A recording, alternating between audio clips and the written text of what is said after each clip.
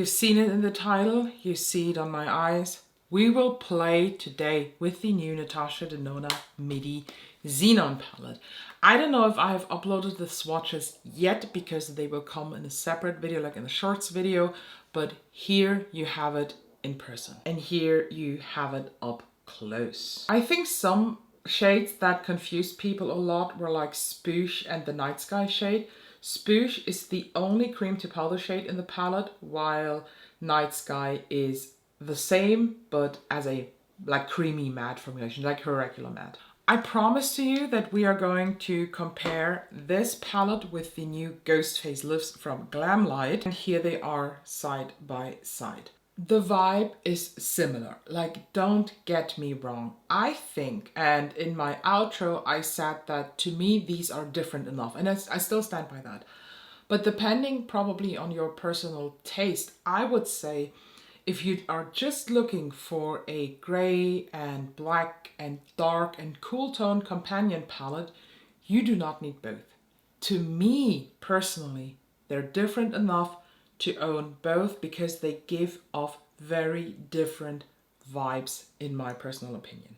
And since 2023 is the year of cool tone eyeshadows, let's also take a look how this is different from the Dior Silver Essentials palette, and I think this is very clear to see. The Silver Essentials is more leaning purple, while the Natasha Denona Xenon palette is truly leaning grey and black. I am still contemplating if I want to buy the Huda Pretty Grunge palette because I feel like something is drawing me to this, some things are not. Let me know down below if you want me to buy this to make more comparison with this. But I don't want to ramble too much. We will head over to the tutorial portion and then I will tell you my thoughts about this palette, which might surprise you as much as they surprised me. Let's start. I kind of want to do a halo eye, so I try my very best. So I'm starting with the shade, you know what, we're starting with Blizzard. This is a super light gray, and if you're confused, the contrail shade in the corner on the left, like the down corner on the left, this is a white. It still is not white, but it's like whitish gray. But let's start with this Blizzard shade and all throughout the crease. Okay. To be honest, like by initial blend, this is much more opaque than I thought it would be because I am very pale, and even though you might imagine that every single color that I apply on my lid will go on super opaque, they usually don't. And especially like grays and whites, because of their base, they kind of tend to disappear when you blend them. You know, when I build them up, no problem. But as soon as I start blending, they're like poof and gone. By the way, what I found very interesting is that the shades App, Spoosh and Night Sky have the same texture in the pan. But Spoosh is the only cream to powder shade. And of course, because I hate her cream to powder formulation, I will try it today. And this is exactly what we're going to do. So I am taking a small like packing brush and I put it into the Spoosh shade. And I apply this on like the outer half, not outer half, outer quarter. Not all the way up into the crease. I just basically stop where it folds. And I also apply this on the inner part. And I also stop where it folds. And I'm leaving quite a big space in the lid because I want to blend that in with another color. Because, you know, in those first impression videos, I always try to use as many colors as possible.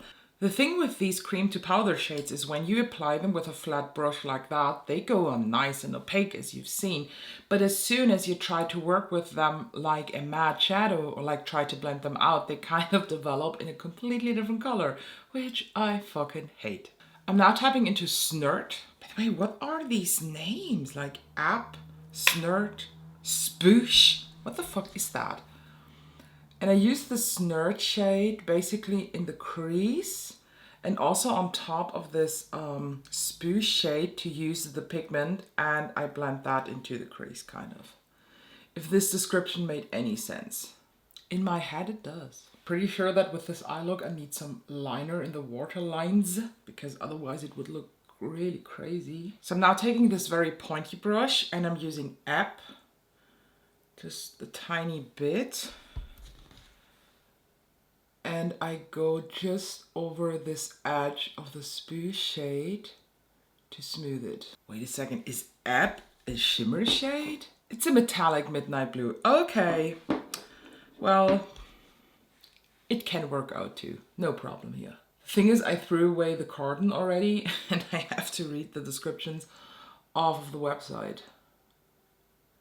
Who keeps the packaging? Like, who?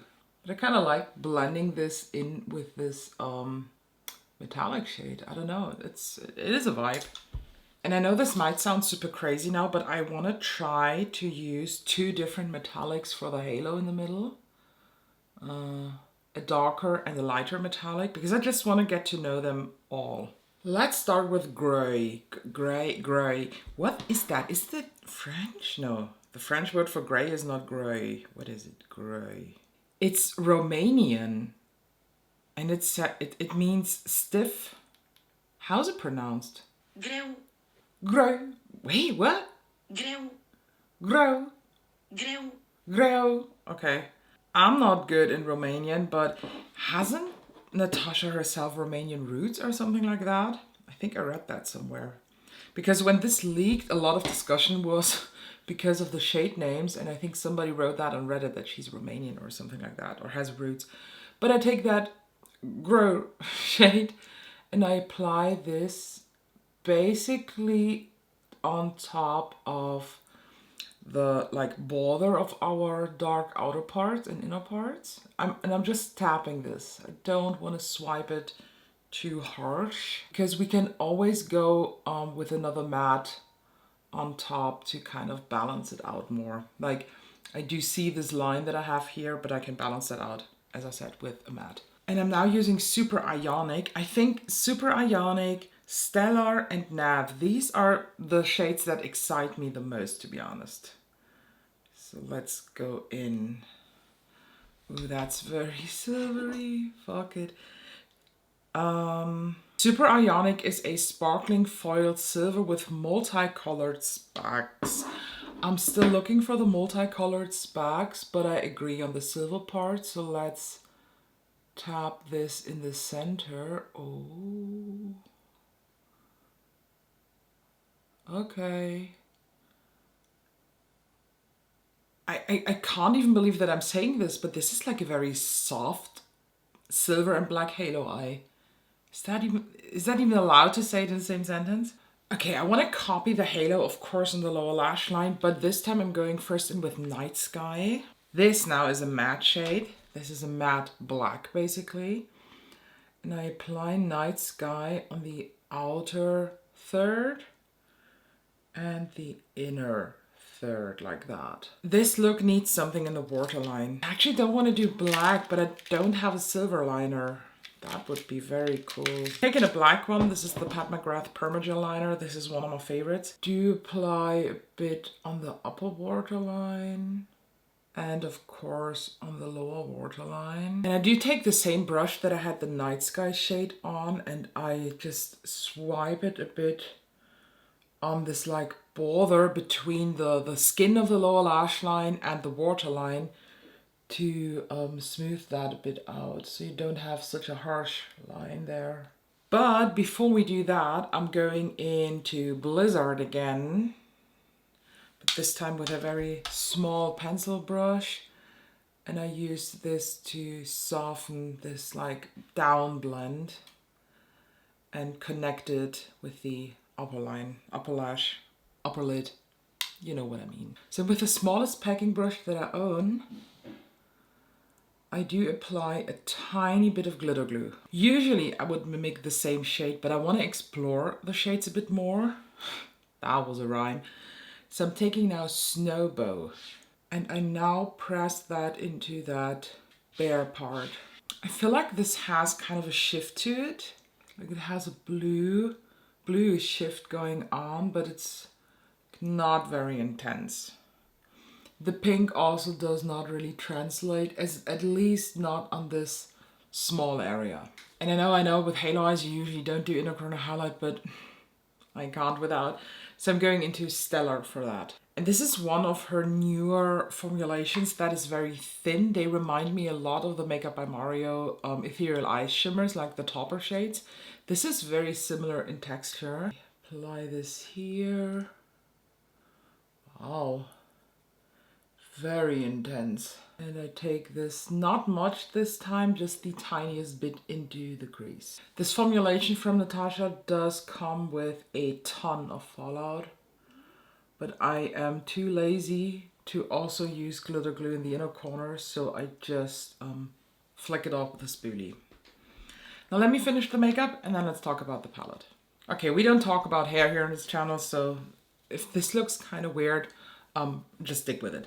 So this is now a nearly finished look because I thought let's use one more shade, and I want to use Neve, but I use this as brow bone highlight. I never do brow bone highlight. I don't know why, I just forget it usually. Mainly because I'm usually done with eyeshadow when I do my brows, and I don't want to do a brow highlight before I do brows, you know what I mean?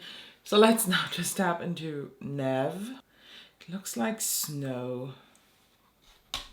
I have a kind of a possession with snow. And now let's apply this.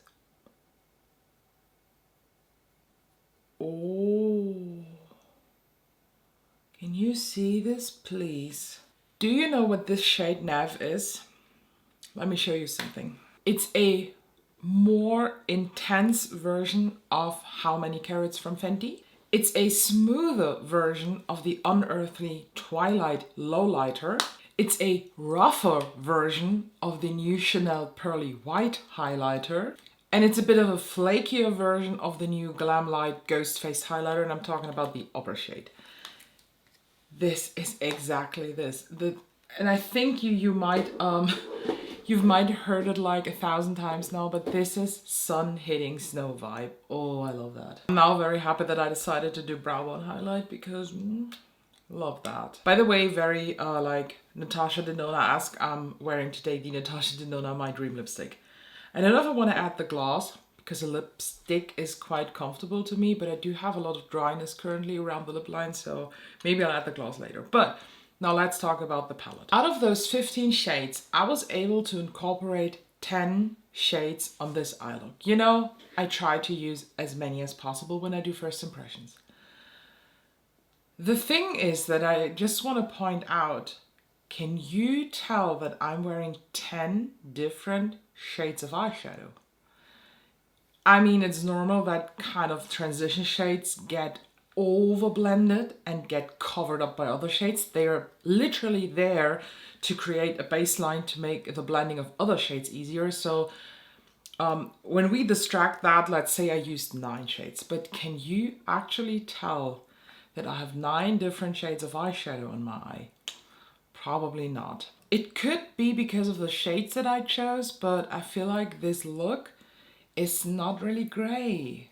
It's not black. It's blue. Am I crazy? But these shades turned grayish blue on me. Don't please get me wrong. This is actually nothing I want to criticize because I love this.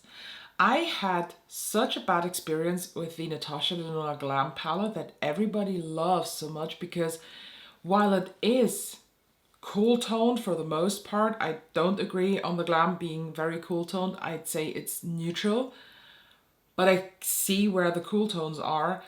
This turned dirty on me. This looked like mud or dirt or sand or like, I don't know, concrete, but not concrete gray, like old, dirty, dusty concrete. The Xenon palette though, this little guy here, this turned into a bluish gray, which in my opinion is a very easy, soft, borderline sophisticated way of incorporating these eyeshadows. And I don't even believe that I'm saying this.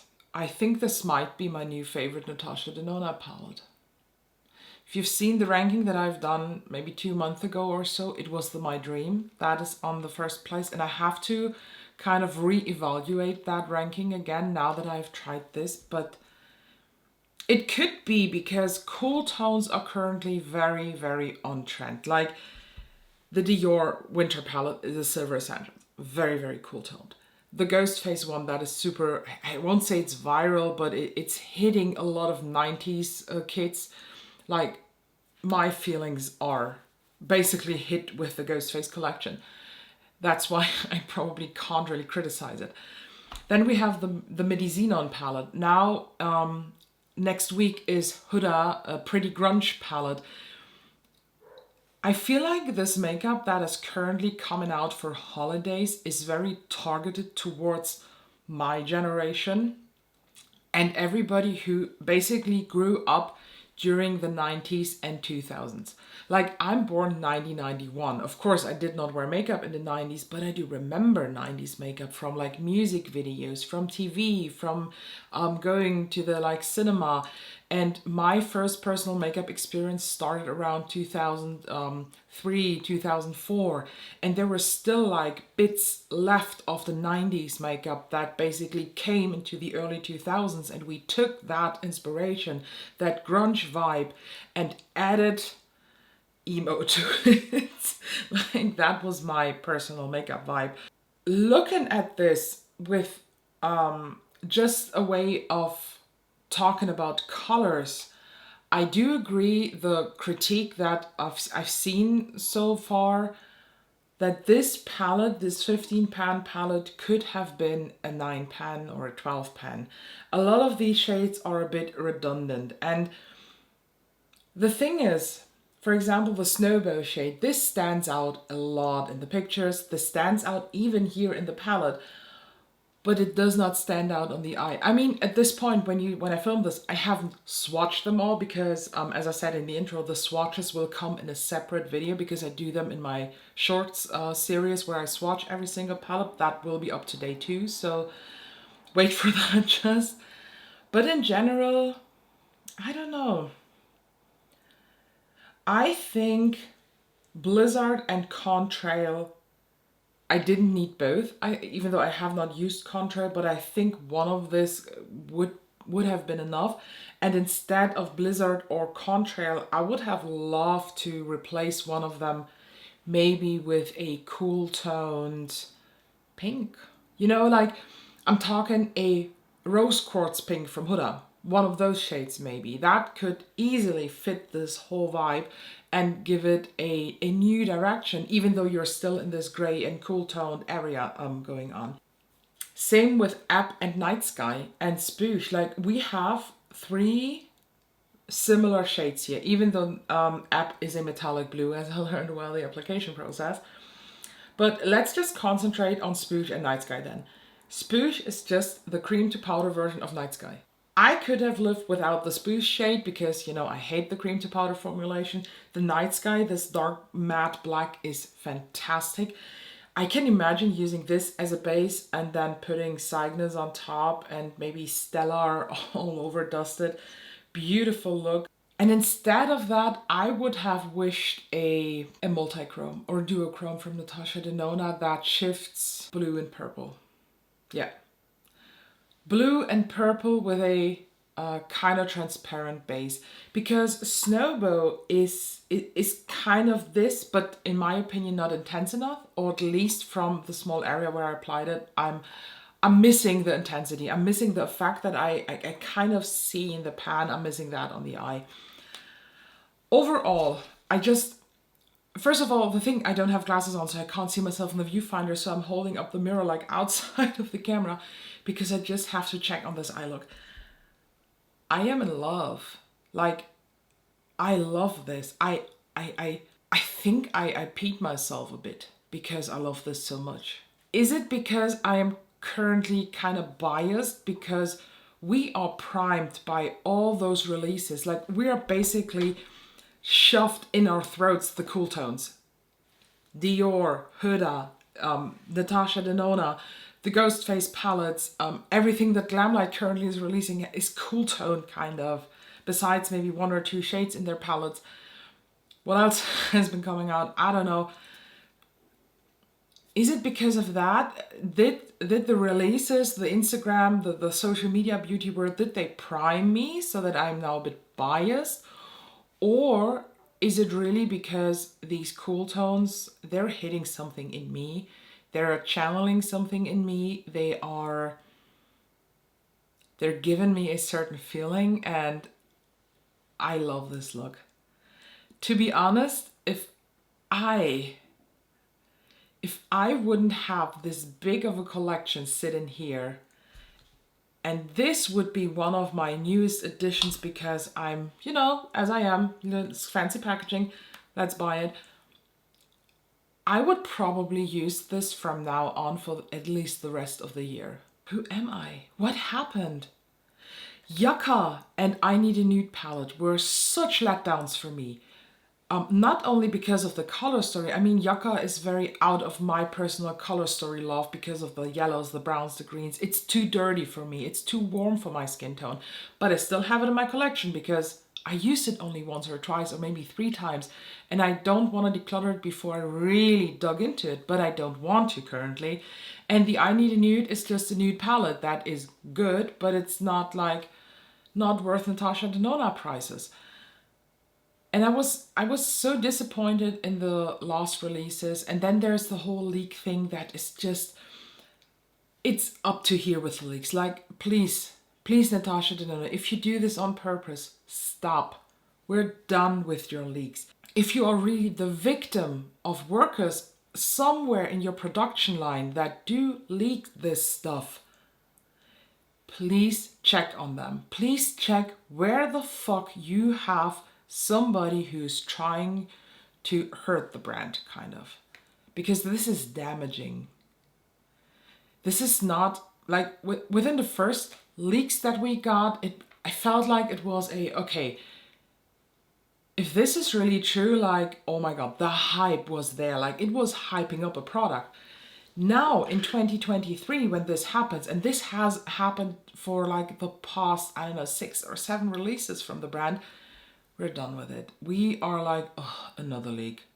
And yes, the content creators will do videos on it, but you sending out legal threats is not a good vibe. But back to this one, I'm getting my hope back for Natasha Denona, for the eyeshadow brands. And if this is what we get in the future releases, formulation-wise, like these shades like Stellar or Nev, they're divine.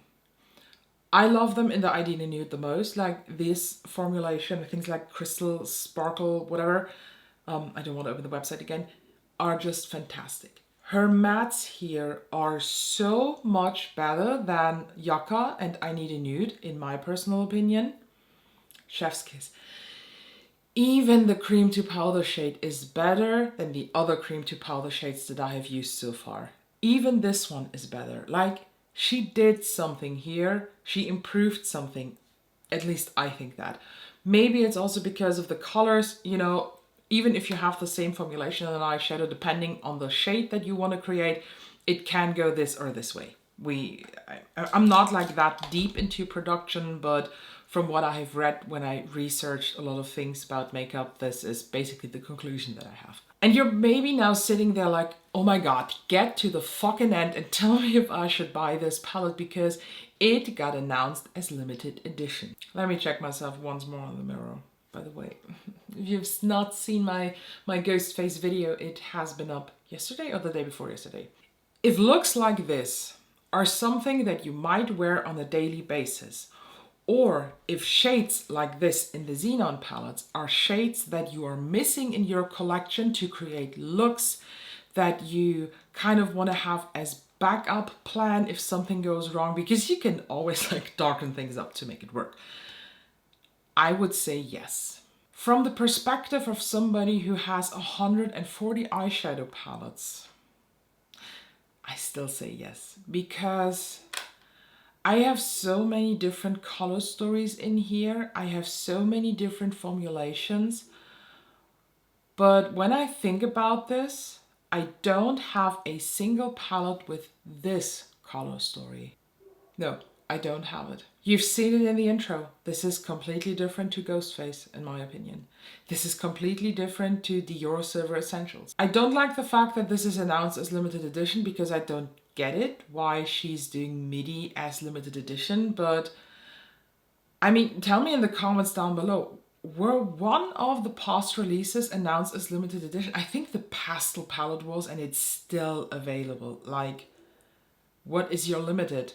1 million? How many did you produce? Let me please know down below. How do you feel about this palette? If you picked it up, have you tried it yet? Do you agree with me? Or do you have a complete different take on this? Then please let us all know. We need as many opinions as possible for this. And if you are considering still if you want to buy this or not, let me please know if that video helped you, because that helps me to maybe change direction in videos or maybe to answer questions that I forgot to think about. And if you have any questions left for this palette, let me know down below. I do have one question left. Do you want to see more looks with this? If so, let me please know down below, because then I can prioritize that in my video schedule and just incorporate this palette more than I would have initially planned.